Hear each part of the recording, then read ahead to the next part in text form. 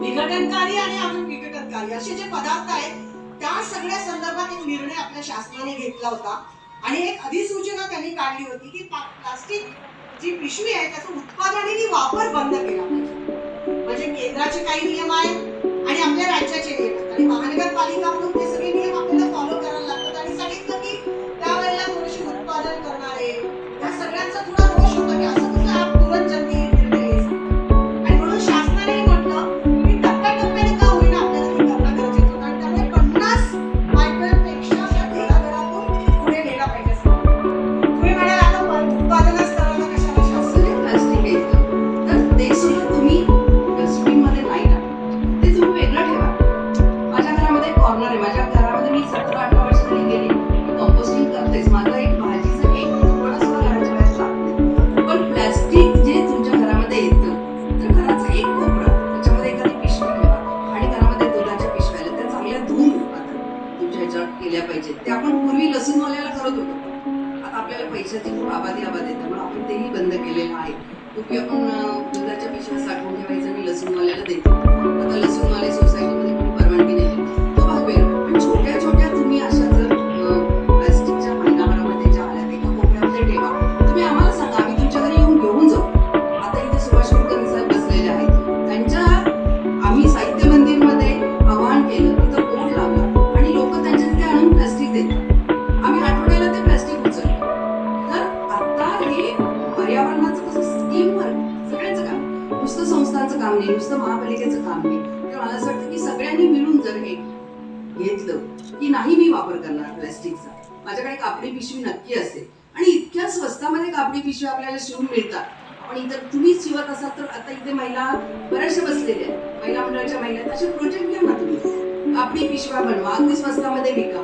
तर एक मार्केटिंगला पण तुम्हाला चांगली संधी आहे. तुम्ही प्लास्टिक तुमच्या महिला मंडळामध्ये जमा करा, महिला मंडळाच्या जागेत कधी आम्हाला संपर्क करा, आम्ही तुमच्यापर्यंत येऊ. आपल्या नवी मुंबईमध्ये बिस्लरीची गाडी आमची फिरत असते प्लास्टिक गोळा करण्यासाठी. आणि वेलापूर आम्ही याच्याकडे पूर्ण घनसोली दिघा या सगळ्या. आता हे जे आपले 5 प्रोजेक्ट चालू आहेत महापालिकेच्या मदतीनं, जे आता दिघ्याला बिंदुमाता नगरला आहे, समतानगर ऐरोलीला आहे, त्याच्यानंतर हनुमान नगर, इंदिरा नगर, तर या आडवी बुद्धवली, तर इथे आमच्या ज्या महिला 8 महिला काम करतात त्या रोज जे प्लास्टिक गोळा करतात ते सुद्धा आम्ही, जे मी म्हटलं MLP पण आम्ही घेतो. तर हे सगळं प्लास्टिक आम्ही गोळा करतो आणि मग मी जसं म्हटलं की दालमिया कंपनी आम्ही त्यांच्याशी MOU केले, त्यांच्याकडे येणे की ह्या सगळ्याच आम्ही रेकॉर्ड ठेवली. तुम्हाला कधीही बघायला मिळेल की आज रोजी आम्ही किती प्लास्टिक गोळा केलं. जसं आम्ही सोसायटीमध्ये जेव्हा एखाद्या सोसायटीमध्ये गेलो आणि यांच्याशी बोललो कोणाशी तरी व्यक्तीशी मॅनेजरशी, तर आम्ही ऍक्टिव्हेशन असं म्हणतो की त्या व्यक्तीला कधीही तो आमच्याशी संपर्क करू शकतो. त्याचं नाव, नंबर त्या मोबाईलवर ऍक्टिव्हेट केला जाईल आणि मग तो कधीही फोन कॉल करून आम्हाला सांगू शकतो की माझ्याकडे एवढं प्लास्टिक आलं, तुम्ही कलेक्ट. तर आम्ही तुमच्या दारापर्यंत येतो, फक्त तुम्ही तुमचं प्लास्टिक सांभाळून ठेवायचं आहे, ते आम्हाला द्यायचं आहे. तर मला स्वतःला असं वाटतं की ह्या साध्या साध्या गोष्टी आपण जर केल्या, आपली मानसिकता बदलली आणि हे माझी जबाबदारी आहे, माझा कचरा ही माझी जबाबदारी आहे, हे जर आपण लक्षात ठेवलं तर मला असं वाटते की प्लास्टिक मुक्त नवी मुंबई व्हायला फारसा वेळ लागणार नाही. तर या ठिकाणी मी थांबते. त्यामुळे ही जी आपल्याला अडचण दिसते त्याच्यावरती सोल्युशन काय काढायचं याचा आपल्याला ज्ञान अवगत आहे आणि शेवटी मोटिवेटेड टू चेंज. सी, नुसतं नॉलेज असून उपयोग नाही, जर आपल्याला त्याच्यामध्ये बदल घडवून आणण्यासाठी काही ऍक्शन घ्यावीशी वाटत नसेल, ते मोटिवेशन आपल्यामध्ये नसेल, तर ते पूर्ण अवेअरनेस असणं, नॉलेज असणं याचा आपल्याला काहीही उपयोग होणार नाही. आणि त्यामुळे ह्या वेगवेगळ्या स्टेजेस आपण आता आहोत कुठे, अवेअर आणि कन्सर्न, म्हणजे आपल्याला माहिती आहे तर प्रॉब्लेम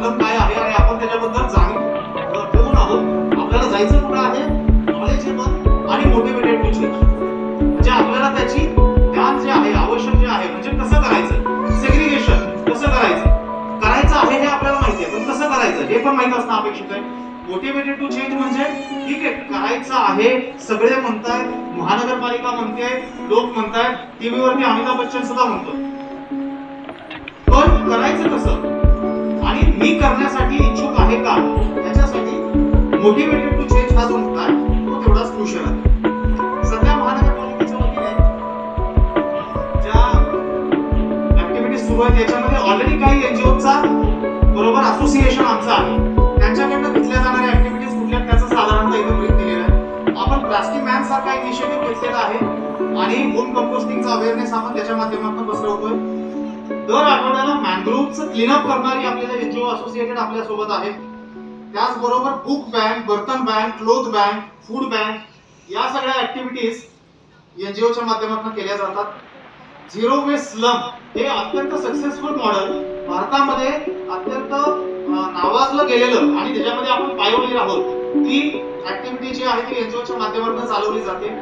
त्याचबरोबर plastic collection, awareness for not using plastic, cleanliness drive आणि food bank, recycling old shoes आणि चप्पल. आपलं ग्रीन सोल म्हणून एक इनिशिएटिव्ह आहे ज्यातून जुन्या चपला, जुने जोडे जे असतात त्याला रिसायकल करून परत ते वापरयोग्य बनवणं आणि त्याचा वापर होईल असं पाहणं, ही ऍक्टिव्हिटी केली जाते.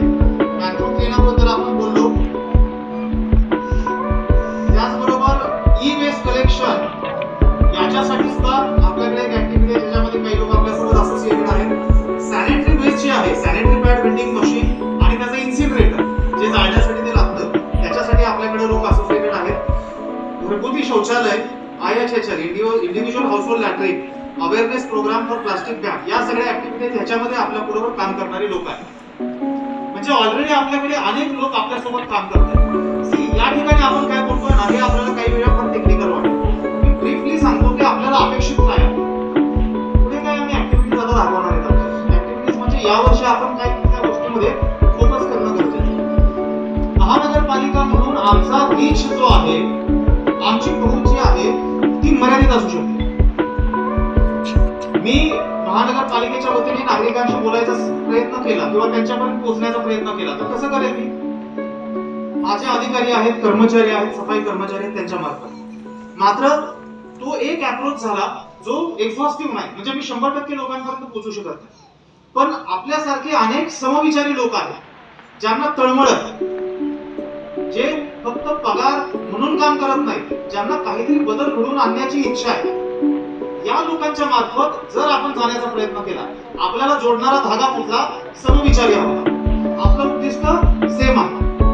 मात्र ते करताना मी जमेल ते करेल, तू जमेल ते करेल. लगामध्ये आठवतं जेव्हा ते प्रॅक्टिस करायला सुरू करतात तो this is open forum. I am just making you aware की this kind of initiatives can be undertaken by corporation, rather we are going to undertake it. तुमच्या मार्फत पार्टिसिपेशन कुठे होऊ शकतं याचा विचार करणं आणि आम्हाला सांगणं हे आपली पुढची पायरी आहे. याचा पहिला मुद्दा आहे रिसायकलिंग मार्टचा. आपण डीमार्ट ऐकतो, आपल्याकडे बिग बाजार सारखे ज्याला कन्व्हिनियन्स स्टोअर म्हणतो आपण, अशी दुकानं असतात मॉल टाईप, ज्याच्यामध्ये जाऊन आपण पैसे देतो आणि काही आपल्याला पाहिजे त्या घरगुती उपयोगाच्या वस्तू घेऊन येतो. आपली ही कन्सेप्ट अशी आहे की रिसायकलिंग मार्ट मध्ये जे रिसायकलेबल वेस्ट आहे ते टाकून न देता तुम्ही गोळा करा. नागरिकांना आपण आवाहन करू शकतो आणि ठराविक एवढं आणल्यानंतर तुम्हाला त्याच्या बदल्यात, उदाहरणार्थ हार्पिक वापरतो संडास साफ करण्यासाठी, हार्पिकच्या 10 रिकाम्या बाटल्या घेऊन या, एक नवीन बाटली घेऊन जा. अशा टाईपची कन्सेप्ट या ठिकाणी लावली जाऊ शकते. याच्यामध्ये जे रिसायकलेबल वेस्ट आहे ते रिसायकलेबल वेस्ट फेकून न देता ते रिसायकल होण्यासाठी आपण जर एका ठिकाणी गोळा करू शकलो. कचरा प्रोसेसिंग ही फार शास्त्रोक्त पद्धती आहे.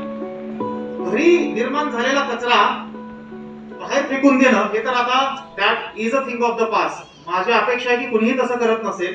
जो आपल्याकडे स्वच्छता कर्मी येतो त्याच्याकडे देणं आणि त्याने आपल्या प्रोसेसिंग साइट वरती घेऊन जाणं आणि तिथं त्याची प्रोसेसिंग करणं हा सुद्धा फार शास्त्रोक्त पद्धतीचा भाग नाही.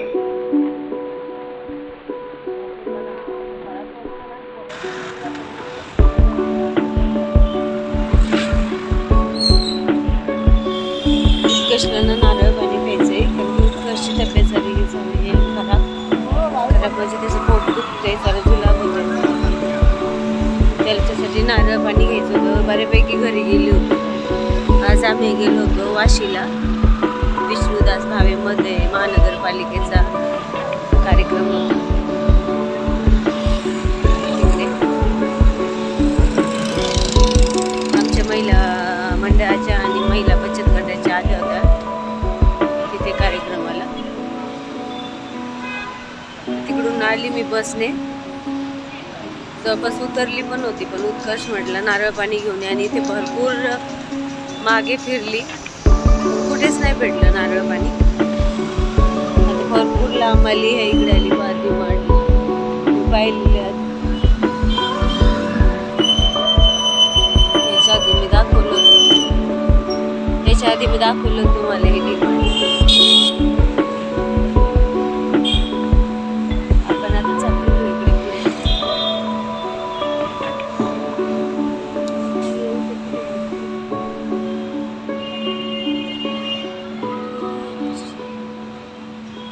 बाबा मला नेहमी नारळ पाणी घेऊन यायचे.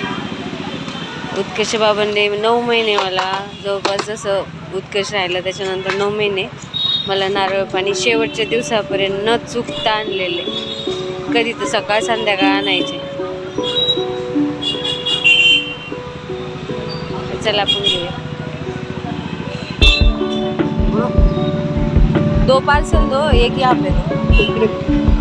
मीठा देना. कम मीटर रहेगा, पानी ज़्यादा है. हाँ पानी चलेगा ज़्यादा मुझे. मीटर रहेगा तो पानी थोड़ा सा रहेगा. हाँ पानी चल ज़्यादा पानी आपको. 2 पार्सल दो. हाँ, ज़्यादा करते हैं, पानी